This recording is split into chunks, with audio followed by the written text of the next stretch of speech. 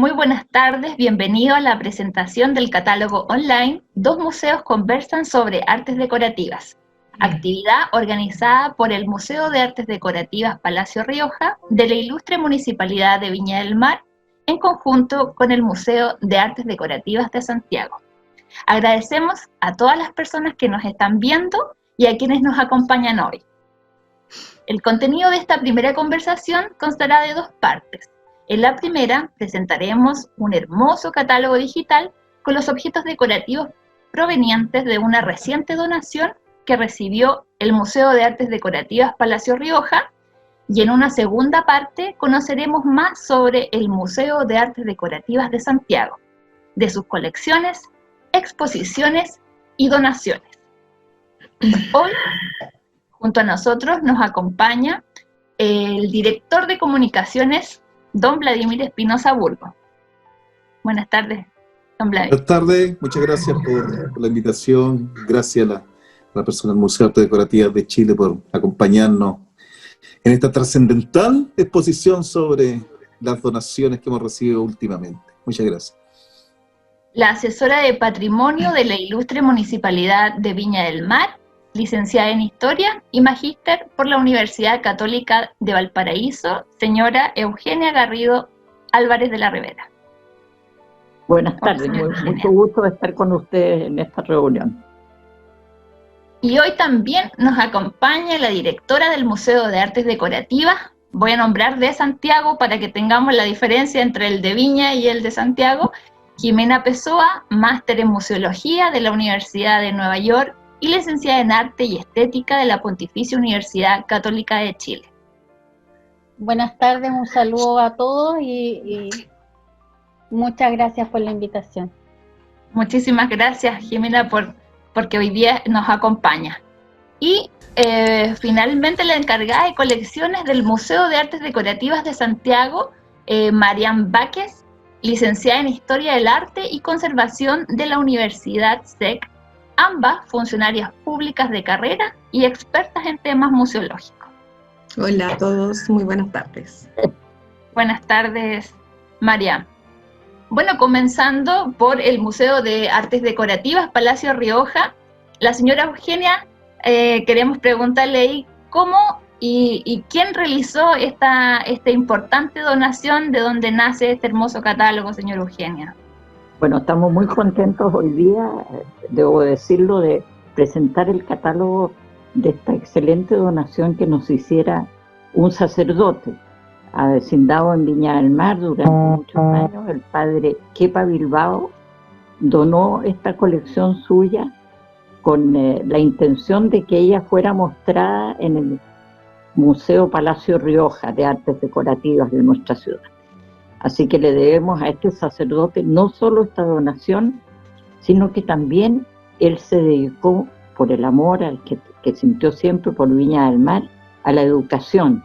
Y allí hizo una fundación y logró fundar 3 colegios, un liceo y 2 colegios en la parte alta de Viña del Mar. Así que un especial reconocimiento para el padre Kepa Bilbao.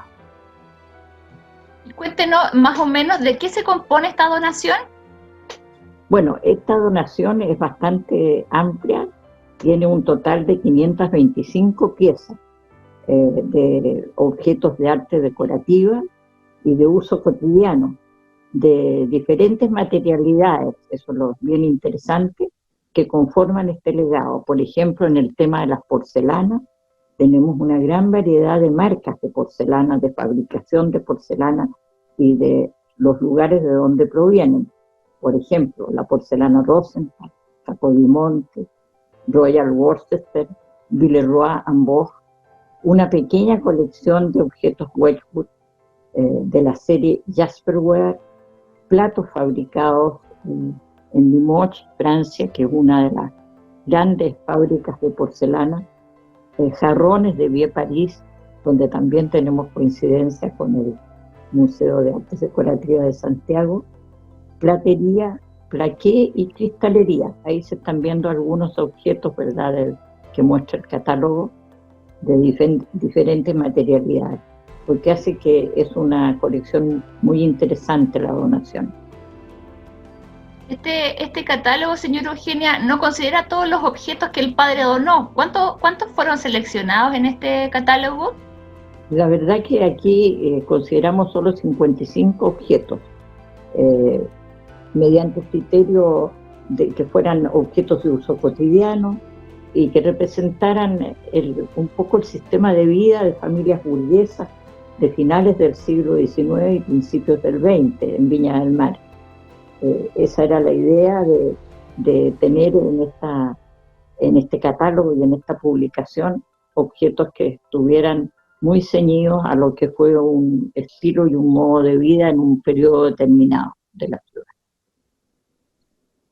¿Y el Museo Palacio Rioja tiene contemplado realizar algún proyecto con estos objetos donados? Bueno, la verdad es de que esto dio bastante trabajo.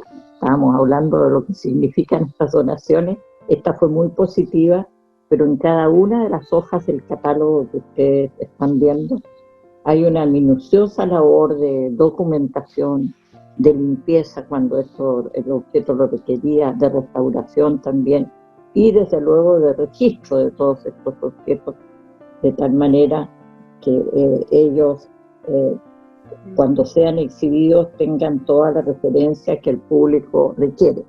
Estos objetos están destinados, ¿y por qué 55? Porque van al salón comedor del palacio y a la sala celeste del museo. Una vez que se complemente la museografía que se está realizando para el comedor principal. Lleva también la creación de un guión museológico y la implementación de una sala de mediación. Todos estos trabajos tienen un financiamiento por el Fondo de Mejoramiento Integral de Museos, que pertenecen al Servicio Nacional del Patrimonio y que contempla el diseño, la producción y la ejecución. Así que afortunadamente ya estamos en el periodo inicial de toda esta instalación museográfica para el Gran Comedor. Y la idea es que todos estos objetos se vayan integrando en los salones del museo, permitiendo también a la gente acercar y humanizar los contenidos de esto, o sea, que no sean objetos fríos, que no hablen. Los objetos por general cuentan una historia. Ustedes piensan cuando uno tiene una cajita, un joyero, como el que se está mostrando ahí, un plato, todo tiene una historia, cuándo llegó, cómo llegó, cuando es del pasado, cuando son herencias familiares, en fin. Nosotros lo que queremos con esto es reforzar la identidad del Viña Marino con su ciudad, con su historia, y por eso estos elementos nos van a servir muchísimo para cumplir ese objetivo. Va a quedar muy bonito con estos objetos ahí el gran comedor, porque ¿cómo se llama? El catálogo tiene de mayoría elementos de comedor, de cocina, ¿no? Exacto, son casi todos los, de ahí, salvo muy pocos, no van en el comedor.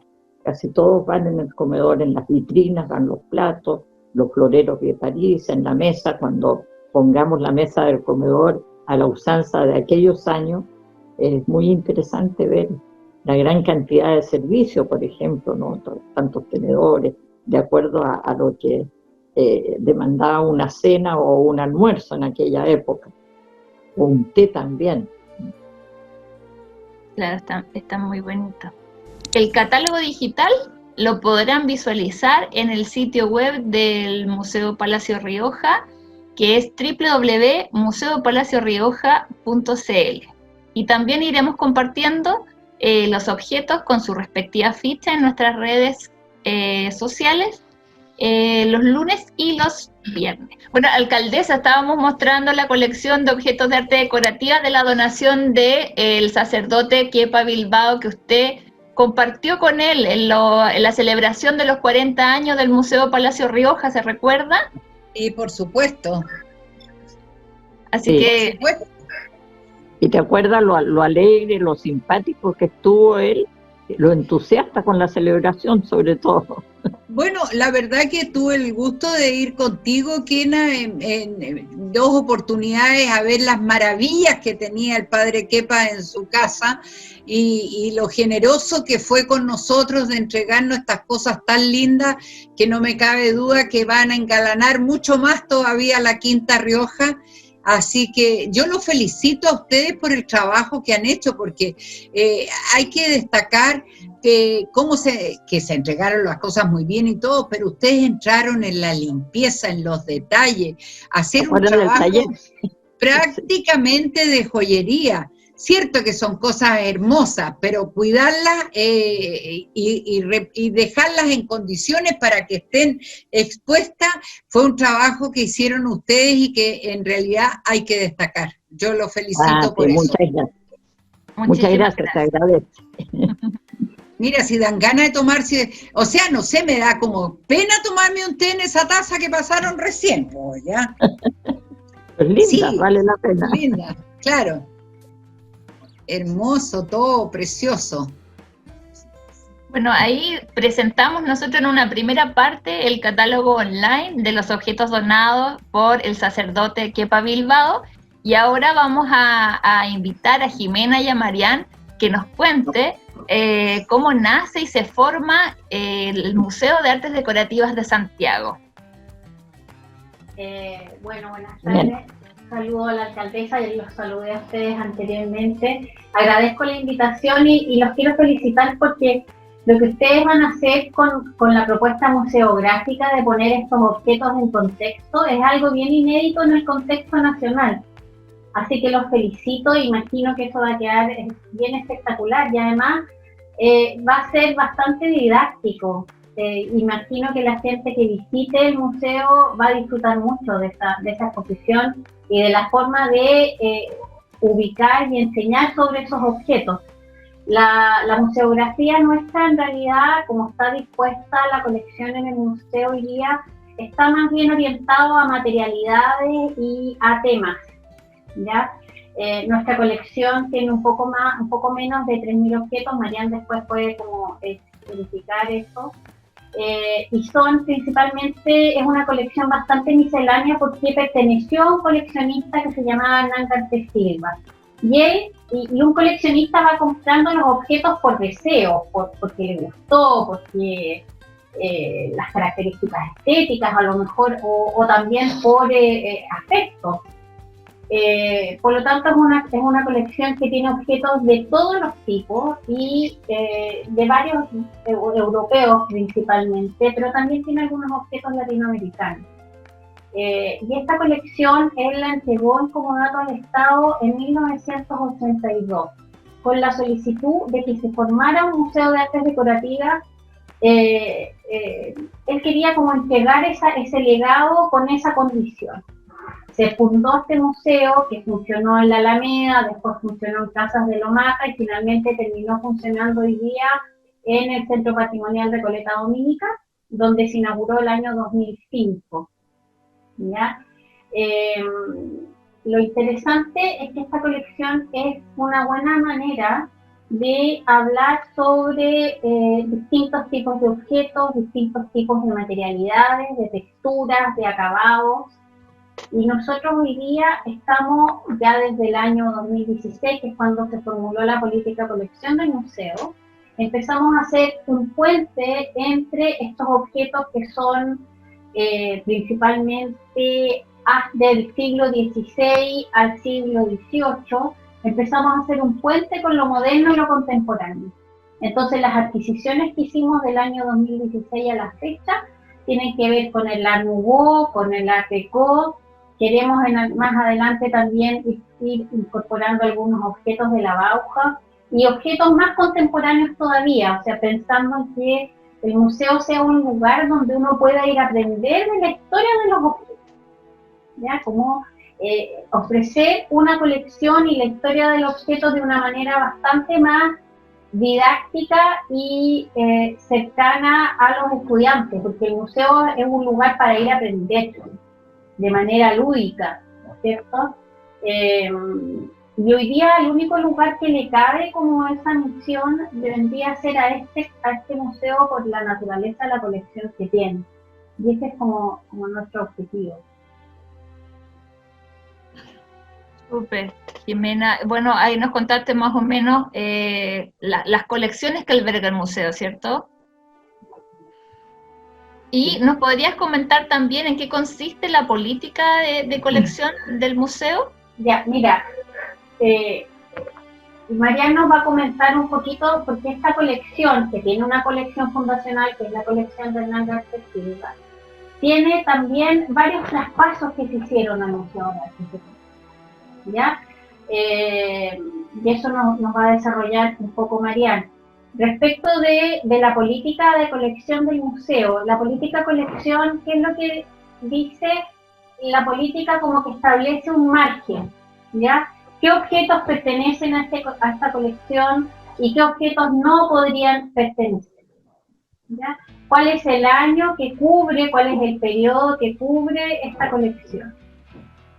Como una forma también de dar las directrices de lo que se va a comprar, lo que se va a recibir, porque mucha gente se acerca a nosotros y nos quiere hacer donaciones, pero si nosotros no tenemos este marco regulatorio que es una política de colección, no tenemos argumentos para decir en realidad no podemos recibir este objeto porque no está dentro de lo que nosotros definimos como nuestra colección, ¿ya? Entonces nuestra política de colección en realidad pasa a ser ese marco.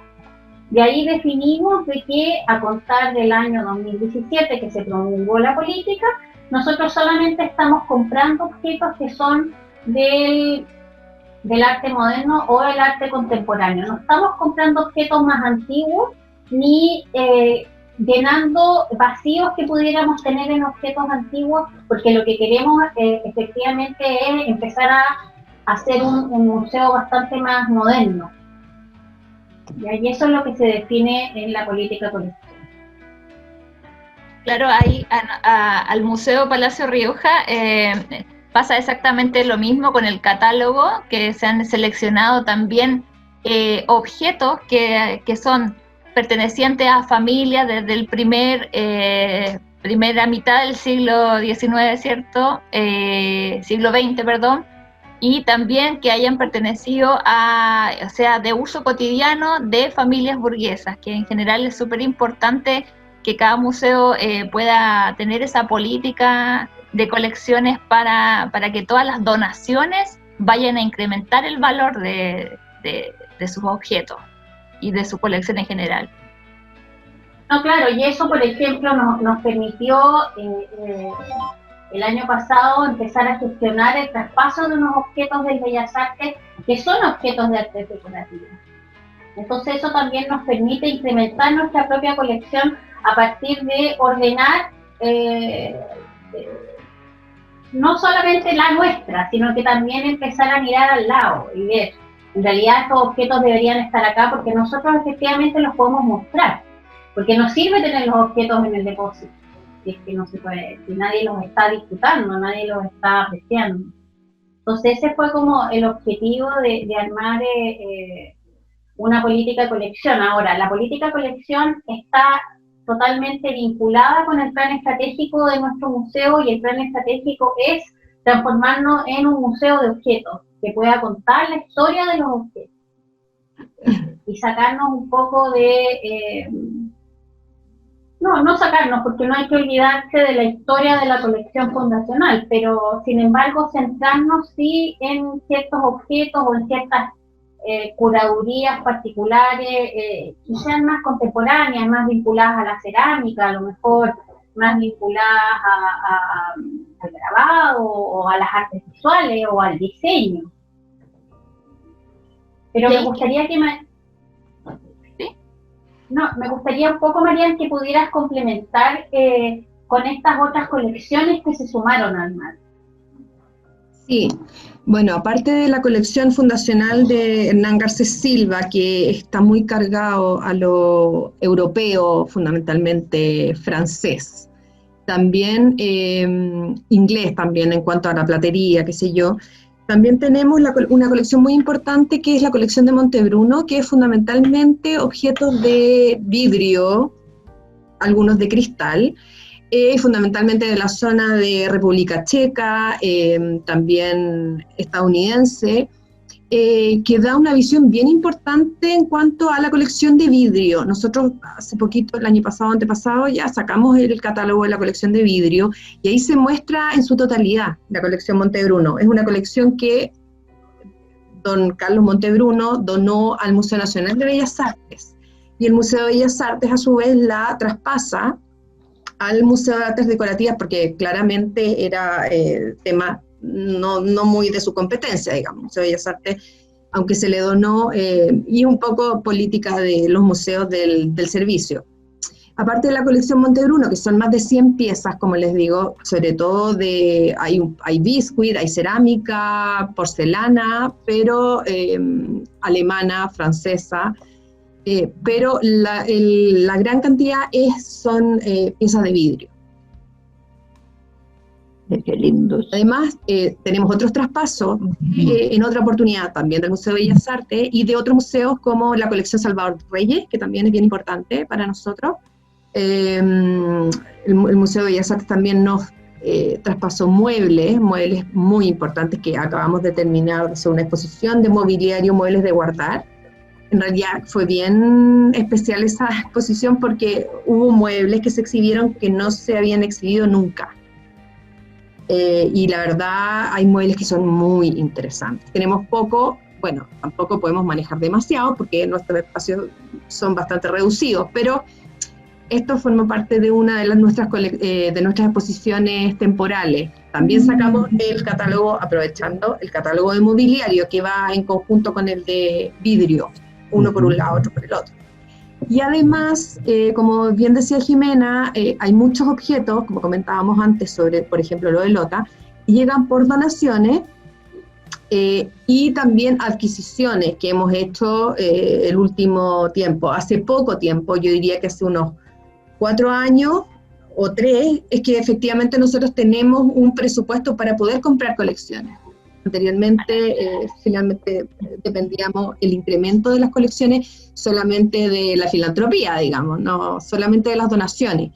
Ahora contamos con un presupuesto más o menos fijo que, bueno, justo este año que lo teníamos todo listo. Antes de la pandemia. Claro, tuvimos que devolver este fondo, lamentablemente, porque nos habíamos enfocado justamente en fábrica nacional de cerámica.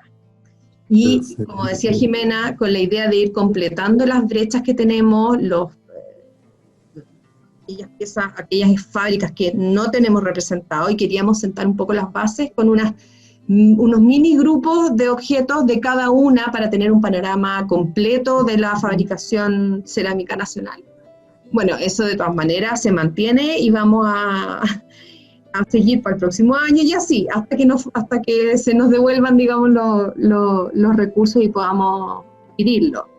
Son montos bajos para la representación y para el efecto finalmente que nosotros podemos lograr. O sea, tener la gran representación de toda la producción cerámica nacional es fantástico. Y estamos María, en eso. ¿Y por cuánto tiempo mantienen estas exposiciones temporales de las que nos habla? Mira, varía. La mayoría de las veces, como son de nuestras colecciones, las tenemos 4 o 5 meses. Inauguramos depende, pero inauguramos en marzo y terminamos en mayo, julio, o a lo mejor lo hacemos en enero. Va a depender un poco, pero es alrededor de 4 o 5 meses. Tratamos de que esté la mayor cantidad de tiempo, ojalá. Nosotros también compartimos esos espacios con exposiciones que vienen de afuera, que solicitan, digamos, los espacios, que conversan un poco con la colección del museo, entonces también los repartimos, digamos, el espacio. No tenemos gran espacio, y como bien decía Jimena, la colección se abre a público en La Recoleta el año 2005, y nuestra museografía viene desde ese momento, o sea, tiene 15 años. Entonces, las exposiciones temporales para nosotros son muy importantes porque nos permiten dar la vuelta, ver de otra forma, sacar objetos de depósito, que es lo que nosotros queremos. Nosotros actualmente tenemos un 14%, que es muy alto. El 14% de nuestros objetos están en exhibición. Lo habitual, permanente, Marian, sí, ¿no? lo habitual es entre un 2 y un 3% en Claro. los museos. O sea, nosotros efectivamente tenemos muchos objetos en proporción fuera, pero lamentablemente nuestra museografía es un poco rígida y no podemos hacer los cambios que a nosotros nos gustaría. Por tanto, dependemos un poco que podamos tener una nueva museografía, ojalá lo antes posible. Pero por mientras nos sirve mucho el modo, digamos, de exposición temporal. Y junto con esta manera de dinamizar la exposición permanente, porque tenemos una exposición permanente que ha estado así por 15 años y que lo más probable es que siga así por 5 años más, porque nosotros estamos en un grupo de 24 museos y esos 24 museos, varios de ellos están renovando museografía, por lo tanto probablemente recién en 5 años más nos toque cambiar la museografía nuestra. Entonces, como una forma de dinamizar la colección y de mostrar otros objetos, es que tenemos por un lado las exposiciones temporales, que son una al año, donde tratamos de mostrar una colección completa. Por ejemplo, cuando mostramos mobiliario, mostramos casi todo el mobiliario. Después cuando mostramos cerámica, también. Cuando hicimos la exposición de vidrio, también. Ese es el objetivo de las exposiciones temporales, como rescatar del depósito objetos que no se han mostrado nunca y vincular a esta exposición un plan de mediación. Entonces el Departamento de Mediación trabaja actividades específicas con los niños de colegio sobre los objetos que están en exposición. Junto con la exposición temporal, que dura 5 meses o 4, tenemos también unas cápsulas que tiramos a las redes sociales, que son visitas remotas a la colección, donde destacamos un objeto en particular, ¿ya? Un objeto que tiene una reseña que tiene que ver con el uso y el origen de ese objeto, de tal manera que la gente se sienta cercana al objeto. No les vamos a hablar de la historia dura del periodo donde se creó el objeto, sino que más bien vamos a remitir a la funcionalidad que tenía el objeto, a la materialidad. Entonces, en ese sentido, hemos tenido muy buena recepción con las visitas remotas. Y además tenemos la publicación, que es una publicación que está hecha por colección, donde si bien destacamos alrededor de 50 objetos con una gran imagen fotográfica, donde contamos la historia del objeto, al final de la publicación publicamos toda la colección con unas fotos pequeñas. Entonces también finalmente el catálogo sirve desde una persona que no tiene por qué estar en conocimiento de las artes decorativas, un estudiante, hasta un investigador, porque va a poder saber la cantidad total de objetos que componen esa colección. Entonces, siempre tenemos en mente como al sujeto común y corriente que tenemos que atraer a estos objetos. Entonces, el espectro es bastante amplio. Y Mena, ¿y más o menos cuánto se demoran en la producción de esta exposición temporal cuando hacen una? ¿Cuánto es el tiempo de trabajo tras bambalinas? Es relativo, porque, a ver, yo diría que ha habido exposiciones en las que hemos estado conversando desde que surge la idea hasta que tenemos la exposición montada, puede ser un año. ¿Por qué? Porque nosotros trabajamos la parte de la curatoría de la exposición, que es la selección de objetos. Y también tenemos que trabajar la museografía, y la museografía la trabajamos de manera muy artesanal, porque no tenemos los recursos para contratar una empresa que nos haga un diseño de cómo se van a presentar los objetos. Entonces eso es algo que vamos estudiando nosotras, el equipo del museo, y vamos probando materiales, y vamos probando bases, y vamos probando los objetos sobre este material. Es un trabajo bien enriquecedor por ese lado, o sea, como que aquí la falta de recursos en realidad para nosotros es como una ganancia en recursos como equipo de trabajo, en recursos estéticos y museográficos. Entonces, podemos demorarnos un año o 6 meses, 7 meses, 6 meses. Sí. Bien. Es bueno conocer ese Bueno proceso conocerlo. que hay de fotografía, de registro fotográfico de los objetos, de limpieza, de Justamente. restauración, de Sí, puesta tiene que en ver también cuán investigada estén esas piezas también. Cuál sea el nivel de investigación. Entonces, para poder hacer una exposición o esta publicación, requiere de mucho estudio, de recopilación, de mucha información, de fotografía, que es muy compleja. O sea, la fotografía en cristal, en vidrio, en cerámica, es horrorosa. Realmente es una tarea titánica. En el metal es terrible. Nosotros tenemos unas figuras Royal Dalton que son con unos esmaltes flambé que son, perdón la expresión, son un asco, porque para poder sacar la foto hay que hacer malabares, es horrible, es imposible sacar una foto que muestre cómo es la pieza sin los reflejos, sin el fotógrafo, es impresionante. Entonces requiere muchos esfuerzos que uno ni sabe, que no se da cuenta, pero que es brutal. Así de compleja es la fotografía, Mariana. He visto cosas tan lindas que los felicito. Bueno, yo sé que en esa Quinta Rioja se ven puras cosas bellas. Yo felicito también a Paula y a Mariam por el catálogo del Museo de Artes Decorativas, que hemos visto cosas tan bellas. Y por supuesto felicitar al equipo de la Kena Garrido, que lidera ella con tanta facilidad, que siempre nos da sorpresa, que siempre nos da cosas entretenidas. Así que agradecerle a Paula, también a Vladimir, por la posibilidad de haber visto esto. Bien, pues. No pude quedarme más tiempo, me van a perdonar, pero la voluntad está, y felicitarlos a todos y muchas gracias por darme la oportunidad. Muchas gracias por haber venido, alcaldesa. Sí, me encantaría haber estado en vivo y en directo. Me hubiera gustado mucho más estar en vivo y en directo. Pero ya llegará el día, va a llegar el día, luego. ¿No es cierto? Sí. Que estés bien. Gracias. Chao, que estés bien. Chao. Podemos continuar conversando, si no, desafortunadamente ella tenía un compromiso, así que, oye, interesante el tema. No, ya lo creo, oye, la investigación, a veces es tan difícil, Marian, obtener datos de un objeto dado, a veces no tenemos dónde buscar, ¿verdad? Es difícil la cosa. Exactamente. Sí. De repente llegan por otro lado las luces. Claro. Cuando uno menos lo espera, algo. Exactamente. Oye, en el catálogo me llamó la atención el término semi-porcelana. ¿A qué se refiere? Que es blanda. ¿Sí? ¿O no?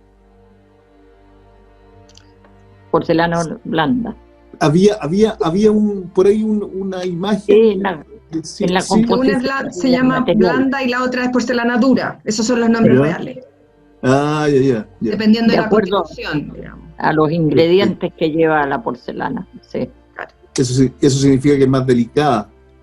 ¿O no? No. ¿No necesariamente? No. No necesariamente. Sí y no. Es muy distinta, es más dura. La porcelana dura, tal como lo dice, es más dura, porque tiene una cocción mucho más alta. La constitución de los materiales hace que la pasta efectivamente sea mucho más rígida, muy fina, incluso translúcida, como la cáscara de huevo, digamos. Y la otra es para uso un poco más corriente, un poco más... El día a día. De uso diario, digamos. Pero también de muy buena calidad. Perfecto. Bueno, eso es uno de los que tenemos en compartido, digamos, el wetwood. Claro. Observamos algunas similitudes dentro de las colecciones que ustedes poseen con esta nueva donación que recibió el Museo Palacio Rioja, de objetos que nos gustaría destacar y que acá podemos visualizar. Ahí tiene wetwood. Sí, hay dentro de la colección, nosotros, bueno, agradecemos también que nos puedan estar acompañando Marian y Jimena para que pudiésemos comentar un poquito de estos objetos que encontramos que son similares o iguales, dirían ustedes, ¿no? Los que estamos viendo en pantalla. Bueno, claro, sí. Sí, son los mismos objetos. El azucarero de Windsor Plaqué. Sí, igual. De plaqué y vidrio esmerilado de los años 50. A nosotros esto fue una compra. Compramos el año 2013 y son exactamente iguales las piezas, idénticas. Por otro lado tenemos la cajita joyero, que nosotros compramos el año 2018. También es una compra de las últimas que hicimos, y que trata efectivamente de los diseños hechos por Flaxman para Wedgwood en este material que es tan distintivo de la marca, que es el Jasperware. Es una especie de grés, un bizcocho, digamos, con esta tonalidad y muchas otras. ¿Es la fotografía o existe una diferencia de color entre ambas? No, es la fotografía, son iguales. El celeste es el clásico, también hay verde, hay rosa. El verde pareciera ser más codiciado el verde, ¿o no? El celeste es el más común, es el más común, pero también hay negro, también hay ese es muy claro, una único. especie de morado, son muy bonitos. Y todos estos con estas decoraciones clásicas de Flaxman que hace en el 19 de la Odisea, y por supuesto los putis, los angelitos, en blanco, tan bonito, en bizcocho. Sí. Luego tenemos otra pieza que bien no es la misma, pero son muy similares. Es un jarrón que ustedes tienen, el Vieux Paris. Sí. Que es muy lindo, muy lindo. Nosotros no tenemos ese tipo de objetos. Sí tenemos un centro de mesa que se le parece mucho y que también lo tenemos adscrito a Vieux Paris, de finales del 19, que es muy reconocible por su decoración dorada, por estas ondas que genera, los colores, las flores. Es tan reconocible. Si bien Vieux Paris fue un grupo de talleres pequeños, de artesanos, todos tienen la misma inspiración, el dorado que estaba prohibido para los que no fueran cébres, digamos. Este movimiento medio rococó, porque es bastante rococó. Muy rococó, claro. Muy rococó. Bueno, Paris es muy reconocible, no tienen marcas además, no tienen sellos. Yo no sé si el de ustedes tendrá algún tipo de sello inciso. No tiene nada, desgraciadamente. Pero a veces tienen unos números muy, muy pálidos, muy, muy difíciles de discernir, algunas rayas, pero en general no son piezas que uno pueda atribuir a un taller u otro. Se dejan simplemente como viejo. Y además que fueron numerosos talleres, eran muchísimos. Muchísimos. Además. Sí. Nosotros tenemos estas piezas de Vieux Paris, sobre todo tazas, que fue una de las últimas adquisiciones que hicimos justamente para la exposición, que en este momento es la exposición temporal, que lamentablemente está cerrada, y que es sobre la taza, y ahí tenemos hartos ejemplos sobre tazas Vieux Paris. Sí, tienen unas lindísimas, eso.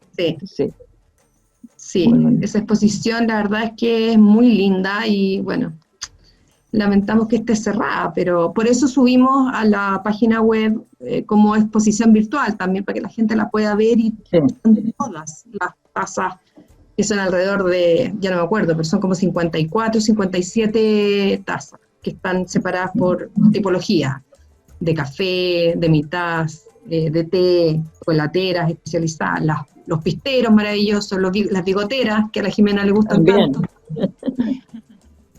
Sí. Mira, yo quiero aprovechar de comentarles que Marian se incorporó al museo hace un poco más de 3 años, ¿no, Marian? Sí. Sí, y la verdad que en muy poco tiempo, porque poco más de 3 años, muy poco tiempo, ella está hecha una experta de las materialidades y de la historia de los objetos. Lo digo con mucho orgullo y agradecimiento en realidad, porque este conocimiento y esta expertise que ella ha adquirido en tan poco tiempo nos permite a nosotros hacer estas exposiciones temáticas, porque ella, además de estar encargada de los objetos, es la curadora de la colección. Entonces, y puede ya hacer expertizaje porque está experta en los sellos, en los esmaltes, en las texturas. Así que en ese sentido, nosotros felices en el momento que ustedes lo llegan a necesitar, de colaborar en este tipo de cosas. Sí, muchas gracias, porque realmente a veces uno no haya que hacer el problema. La dificultad es tremenda, por la falta de bibliografía. De información, justamente. Sí. Y porque realmente, ¿sabes lo que pasa? Que en Chile no hay gente que tenga esa expertise en sello, en reconocer y nosotros como museo, nosotros tenemos que comprar objetos que sean auténticos, que estén certificados, que tengan un sello, porque de lo contrario no tiene valor. Si yo estoy diciendo que es de tal o cual fábrica, claro, y no lo es. Si no lo es, ahí pierde el valor. Eso no quita de que existan otros objetos que a lo mejor son más cotidianos y que sí los voy a adquirir porque tienen un valor simbólico, histórico muy importante, pero aquí yo me refiero a objetos que se supone que fueron hechos en tal o cual fábrica y eso se comprueba a través de un sello o a través de un acabado, y en eso Mariana es bien experta.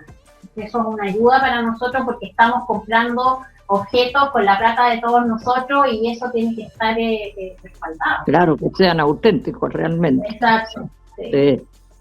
Sí, porque no es fácil que le hagan huevo de pato a uno. Una felicitación, a Mariana. Sí. Una felicitación muy grande porque es un trabajo inmenso. Y es tan vasto el tema, además, no es una cosa tan acotada. Hay una diversidad brutal. Claro, termino metal, sigo en cerámica, termino cerámica y me meto en los estribos. Oye, ¿existe otro museo? Litúrgica. Y por eso es tan importante.